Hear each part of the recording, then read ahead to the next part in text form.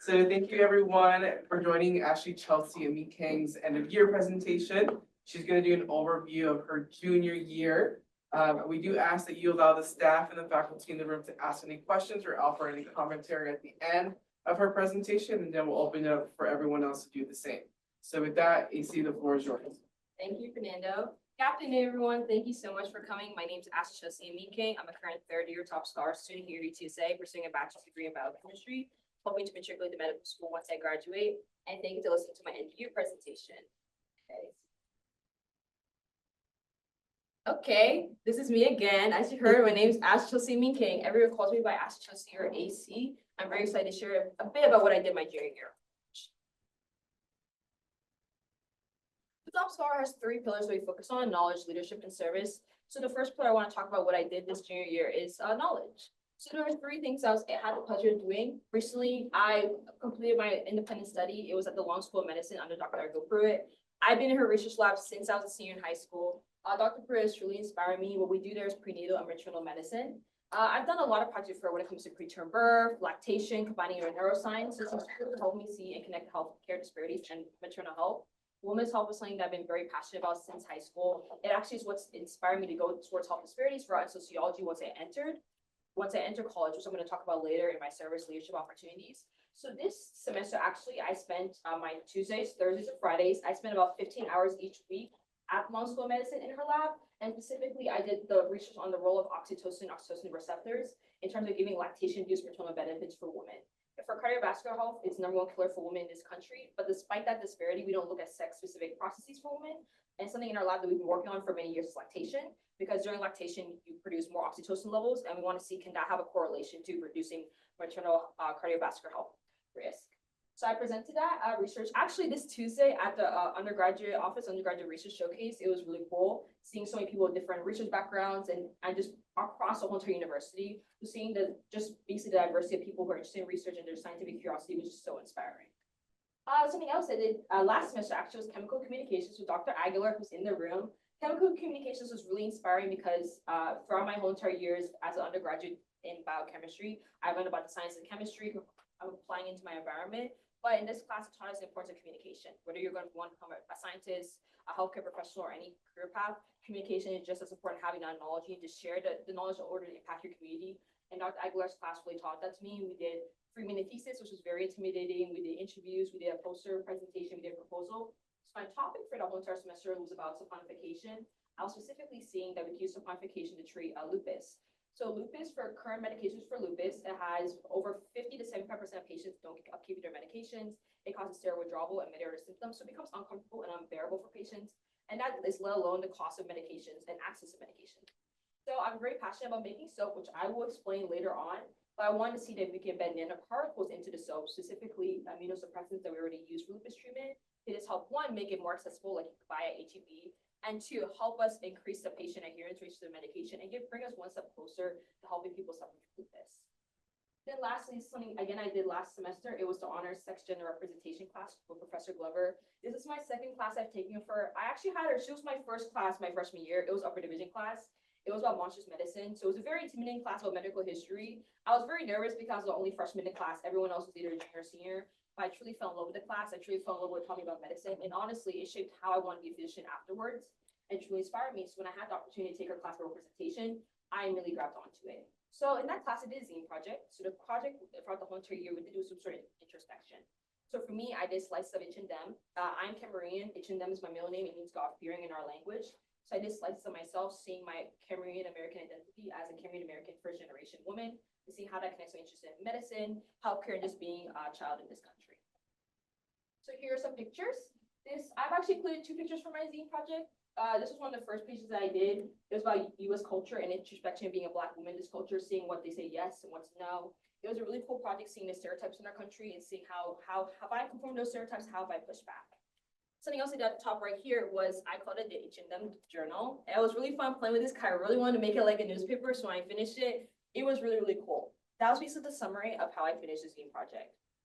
Overall, doing that zine project, to be honest, it was very uncomfortable. I was exploring parts of myself that I never really took the time to investigate. Parts of myself, how I interact with this country, how I've grown up, how I moved here from Texas, but throughout the whole entire journey, it taught me so much stuff about self-respect, self-love, and taught me to be empathetic to others. And as much as I'm empathetic for others, I'd just be a little more kinder to myself. Then I've also included some of the stuff from my research I've done this year. So up here, it was actually the PowerPoint presentation we did for a 3-minute thesis. You have to have a quick slide. So that's what I did about fighting against lupus for soap. As you can see, this is some mycophenolic acid. This is the immunosuppressant that's typically used for lupus. It specifically helps block T cells. So T cells produce these pro-inflammatory cytokines. So the MPA goes into dendritic cells and it basically inhibits your T cells from producing those pro-inflammatory cytokines. Then I show pictures of some patient stories here. Over here as well was the research that I just presented this past Tuesday at the undergraduate research conference. It was really cool. I learned a lot of new techniques. Specifically, I learned about Crelox. Crelox is this new technique in research in which you can basically using this bacteriophage and using an enzyme, you can either insert a gene, remove a gene, or translocate it entirely. Before in high school, the most updated process I did was CRISPR. So learning about Crelox and just making the whole entire schematic of how it works was really cool. Actually, at the conference, a lot of people were asking me questions about how it worked and how I came up with the schematic. So I was very grateful that Dr. Egelper gave me the opportunity to do some more research in this new way. Then over here on this corner is my research project that I did for Dr. Aguilar in our chemical communications class. It was really cool compiling data and seeing. I've been doing so making for a while now, but I've only been seeing it through a community standpoint. It was really cool for me to see how can I turn my passion for so making into a kind of scientific mindset. I'll be taking medical communications next semester, and I've always been really passionate about medicinal chemistry and seeing. I do want to go to medicine, but seeing I can just passes at undergraduate level to be able to kind of exercise that curiosity was truly grateful and gratifying. So leadership, that's the second pillar. So one of the big things I did this year was I was the head of the scheduling committee for top scholar selection. I've been a part of that committee ever since freshman year. It's honestly my favorite committee. Patrick Jose is here. We have a lot of them here. It's always been really fun. So this semester I had the privilege of being the head. It was really gratifying. It was stressful though, because you have to plan for all the candidates, all the faculty, figure out who's moving where, making sure the event goes smoothly as possible. But it's truly very inspiring to see the behind the scenes of events. I really love event making and I really love the logistics behind events, because working behind the scenes and seeing people's smiles and based on the actual day is truly so gratifying. To be able to be on the front scenes of that was really inspiring, and I hope to do that again next year. So then this is leadership I did on campus. So ever since my freshman year, I was part of AMSA. AMSA is the American Medical Student Association here at UTSA. I am the head of the events committee and I'm part of the executive board. I was able to succeed that position once I entered my sophomore year. And then the president gave me the opportunity to create my own team. So this is my team right here. This is actually at the London School of Medicine tour. So they met up with me once at my lab. So there's 3 of us. I have a socials officer who creates our social events. I have a general meetings officer who does all the flyers for our general meetings. So does all the general meeting presentations to help us coordinate with our guest speakers. Then I have Maya, she helps us with our external events, such as the tour that we had here, getting people certified and going to the blood bank. Then this is me with the executive board team. I'm very grateful for all of them. They've all taught me so much, and being a leader in this organization showed me so much about health and just showed me so much about the passions people have in medicine. We all want to be a healthcare professional. People have their different reasons, and seeing their reasons and seeing them grow in each role has truly been gratifying. So then ACS is the American Chemical Society.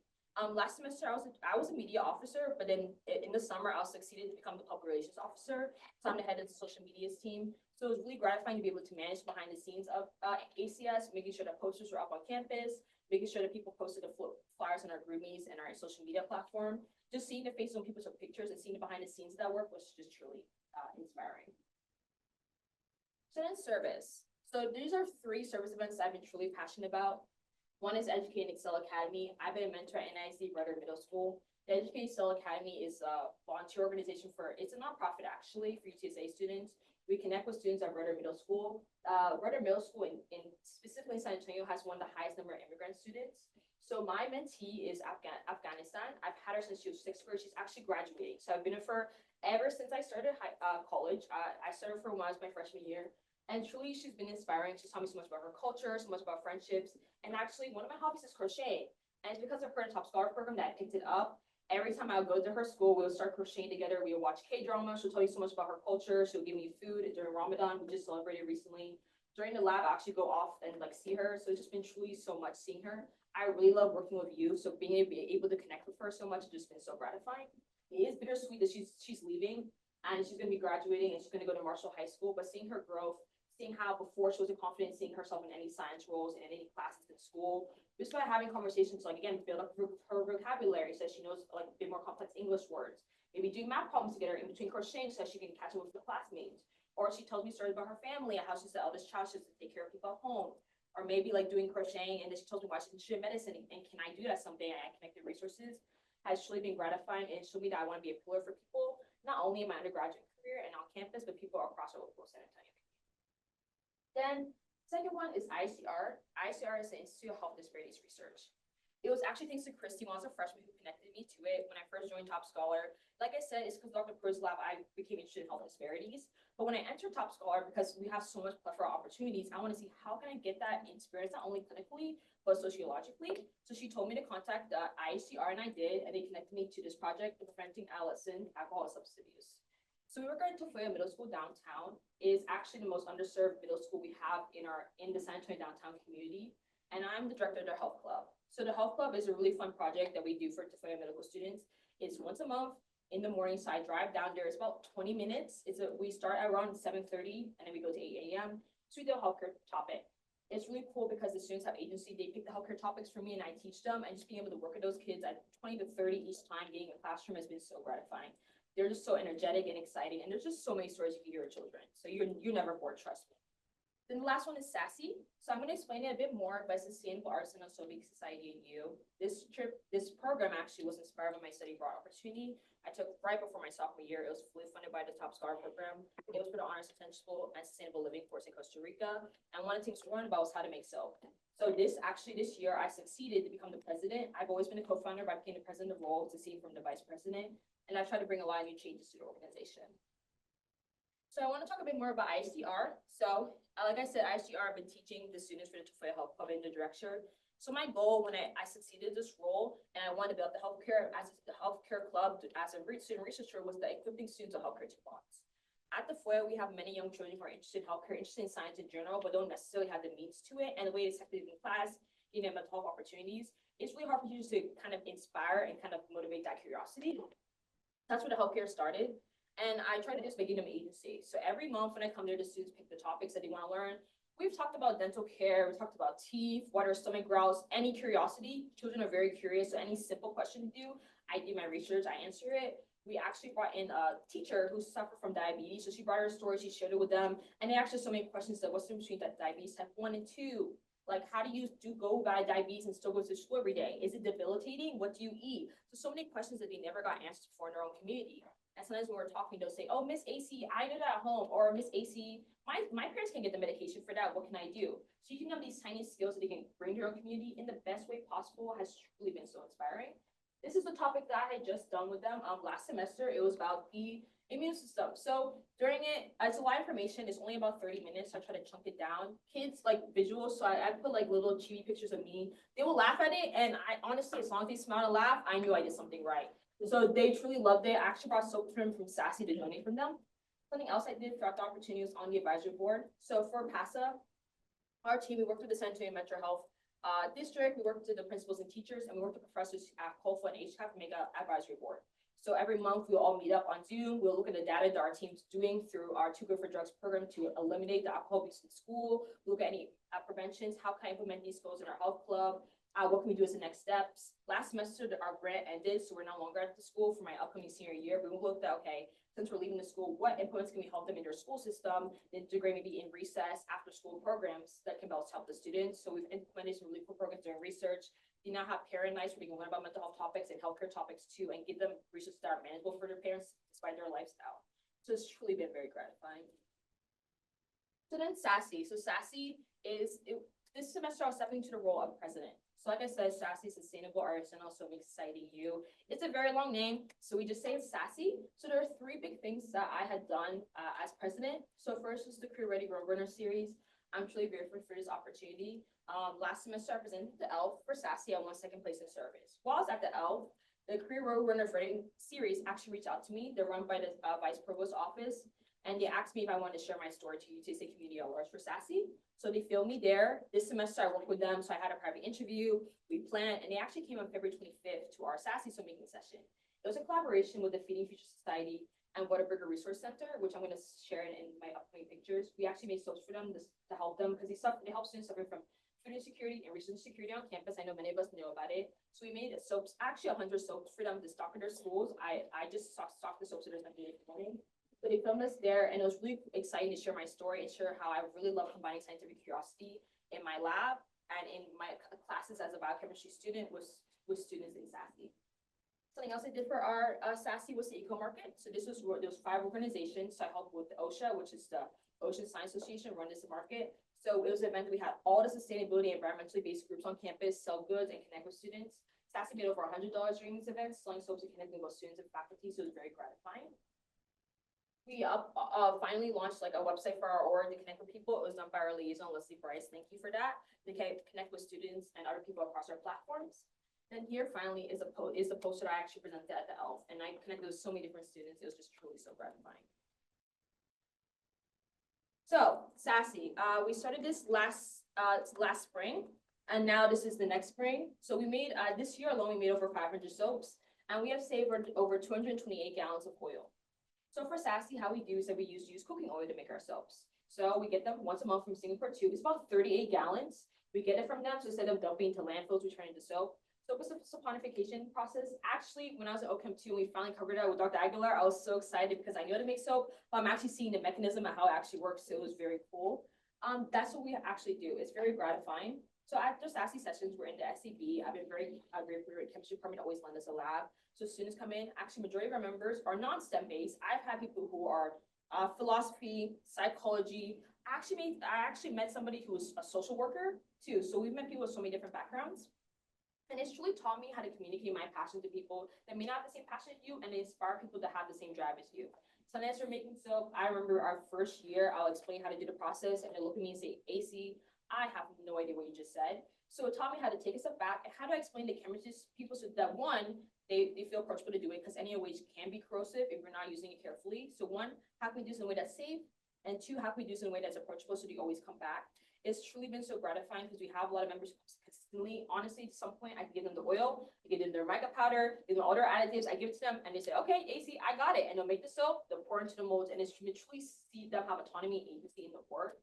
One of the members actually talked to me, and he said one of his favorite things that is taught him to be curious in a way that his classes don't. He's in business management, and he's truly inspired. It's truly inspiring for him. So our soaps, not only do we give them to members, we also donated to our local San Antonio community. So we're going to be donating this semester. We're donating to the Center of Healthcare Services, to their mental health relief clinic downtown. We're going to be working with Whataburger Resource Room, which I said I donated to them this morning. Haven for Hope. Last year, we actually donated to their Mother's Day packets. So we're planning to donate for their Father's Day packets.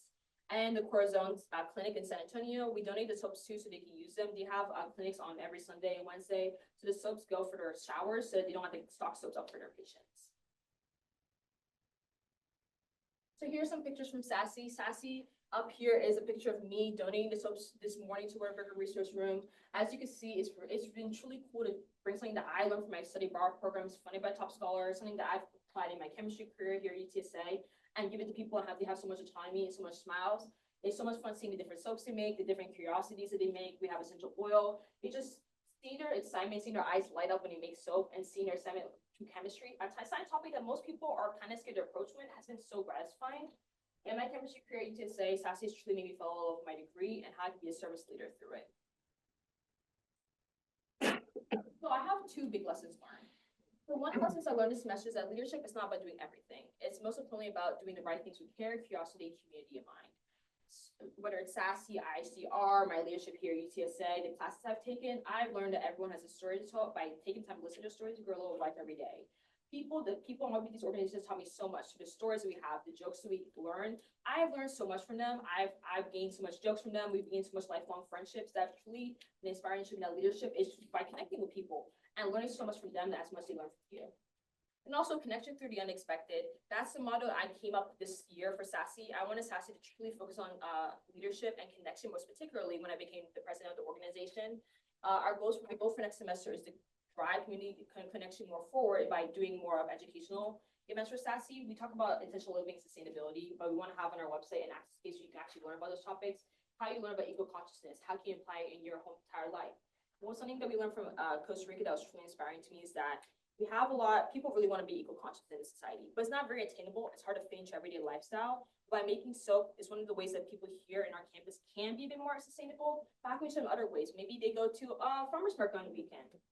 Maybe they do better recycling. Maybe they come to our soap making meetings. Making these a bit more accessible to people has truly been a passion of mine. And I just am excited to see how I can grow that throughout my time as a top scholar.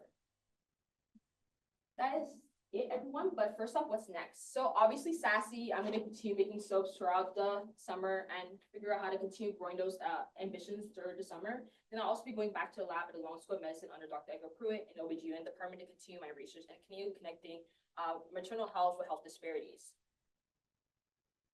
Once again, thank you so much for everyone coming. I'm truly grateful to everyone here, for my professors that have been working to me since I've been a freshman into this top scholar program, which has honestly funded so many of these ambitions that I've had, to my family and friends right here. You truly mean so much to me, and your presence here alone has truly shaped me to the young woman I am. Thank you so much, truly.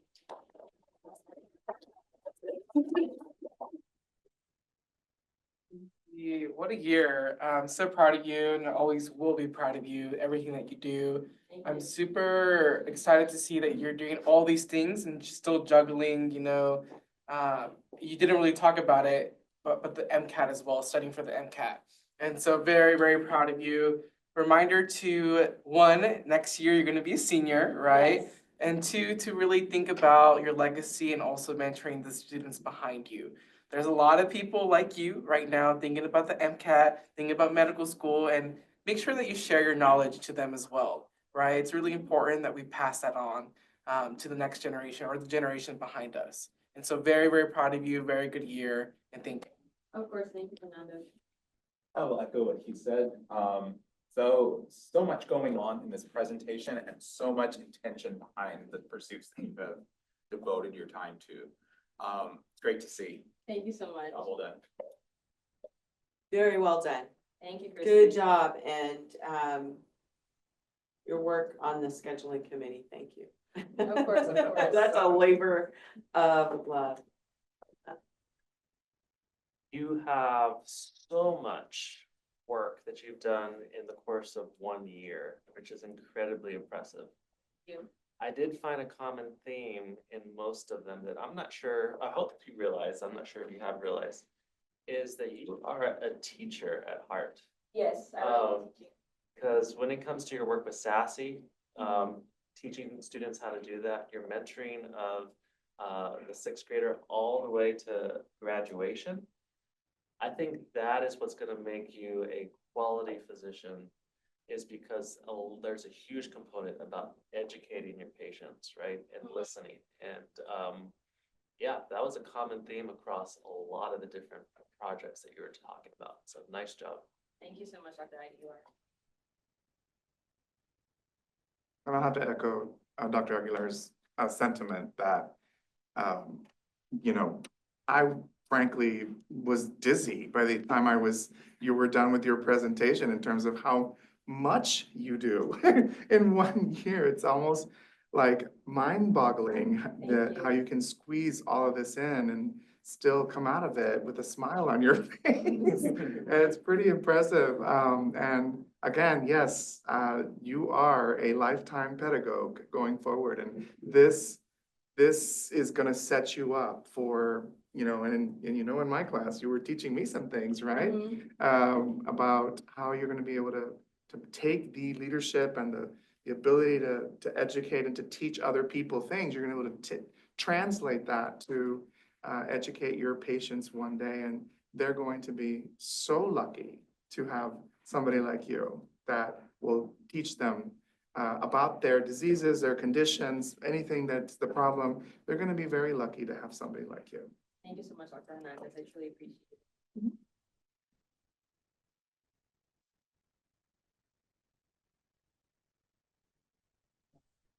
Comment maybe? I think it was, Allegra said, great job, AZ. Thank you so much, Ms. Lozano. Ms. Lozano is actually the faculty advisor for Sassy. She was on with us during the Costa Rica trip. She's been a good mentor, and actually, it was this year when I became the president, I really wanted, actually 2024, I really wanted to do something new. Because she told me that AC, you have to work with Waterbury Resource Center. So this has been a collaboration going on that I've been planning since the fall, and we're finally able to make a reality this spring because of her. I just want to give credit where credit is due. So Ms. Lozano, thank you so much for always supporting me. I truly, truly appreciate it. So you didn't talk about it, so I'm curious, how are you fitting all the things that you're doing on top of studying for the MCAT? To be honest, Fernando, it is a bit hard, but I try to think about it in a few ways. When I try to think about what my next steps are, what I like to do, I'm kind of a visual person. So in my brain, or either visually, I have a map of everything I want to accomplish, whether it's can do with friends, can do with family, and I just try to compartmentalize it down. So I have a Google Calendar where I set myself a lot of reminders for homework assignments, for tasks I want to do. Each thing when it comes to Sassy, even when it comes to my academics, I always tend to split it up. Like for Sassy, it could be okay, this Friday, I make sure to email this organization to see the with us. Or this Wednesday, I make sure to send a reminder to our team. Or this Tuesday, AC, remember to figure out what do you want to do for the organization, or even for class. What part of a project you want to bring to the table, or what you want to study. For the MCAT, okay, these are the amount of questions I want to do for today, what I want to gain from it. So making step by step and making things manageable has truly helped me, not only for studying and managing my time as life, also being like a teacher, as Dr. Aguilar said, bringing stuff up has also helped me. Then prioritizing, this is something my mother actually taught me when I'm trying to do stuff, no matter how busy I am. She always tells me like, AC, remember, what are you doing this for? Like, what do you want to get at the end of the day? Who are you doing this for? So remembering my vision at the end of the day, and remembering the people who are supporting me. I'm very blessed to be in this program. Many young Black children do not have the opportunities that I have. I'm very blessed to have a family and friends support me. Faculty are supporting me. So when I think about the village that's behind me, for every step you take, there's always a village behind you. There's always people following you. It just gives me courage to take life one step at a time. And as much as it's hard, it brings me a smile by my face to be able to present it to you. So I hope that answers your question.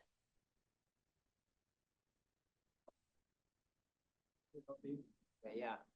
AC, honestly, knowing you these past like literally 19 years, kind of you've been here before. You've been here since I've been here. But only knowing you these past 19 years has been amazing. You've been also a truly awesome sister. Even from when we were growing up, I remember we would wake up at the ungodly hours, just kind of wanted to play like imagination with you. You'd even like running around chasing Katie and I around the house when we were all younger. And I'd say those 2 years that you were gone, that you came to college, the house was way quieter, but I'll say it was, I will say I missed you very much so. So being able to be here too today, being on college campus, being here with you, it's also been amazing. I really think Patrick actually mentioned it yesterday that I wish something, I really think more and more this year is that my mannerisms, like when I'm joking, is more kind of like yours too, like your freshman year. So I'd say you impacted me way more than, to be honest, even I realized. Because like I said, he's like, we kind of like have the same similar mannerisms, even like your study methods. Thank you for always being open to me. Anytime I kind of need to ask you a question, you always say, like, oh, come to my room, like come do this here. I can help you with that. I can help you with this. Honestly, yeah, thank you for being so open. Thank you for being so helpful for me when we were growing up, for KD. Honestly, I could not have asked for a better sister. You made my college position so seamless. Thank you so much. Of course, I'll be, just doing my job. Thank you for the That's a great way to end the day. Thanks, everybody, for being with us. Have a fantastic, happy Easter weekend.